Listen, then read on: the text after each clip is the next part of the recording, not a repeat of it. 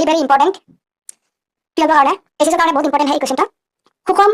বিদ্যুৎ ক্ষেত্ৰ এখনত ৰখা বৈদ্যুতিক দ্বিমেৰুৰ ওপৰত ক্ৰিয়া কৰা টৰ্ক প্ৰকাশ ৰাশি উলিওৱা আমি টৰ্ক যিটো আছে আমি প্ৰকাশ ৰাশি উলিয়াব লাগে আমি প্ৰথম ধৰি ল'ম ধৰা হ'ল পি দ্বিমেৰু ভ্ৰামকযুক্ত বৈদ্যুতিক দ্বিমেৰু এটা ই সুষম বিদ্যুৎ ক্ষেত্ৰ এখনত থিতা কোণ কৰি ৰখা হৈছে আধান দুটাৰ ওপৰত ক্ৰিয়া কৰা বল চিত্ৰ দেখুওৱা আছে চিত্ৰত এনে দেখুওৱা আছে আধান দুটা এফ ইকুৱেল টু আৰু F equal to Q E Q E দিয়া আছে আধান দিয়া আছে আধান আছে আমাক এইটো কিউ নেগেটিভ আৰু কিউ পজিটিভ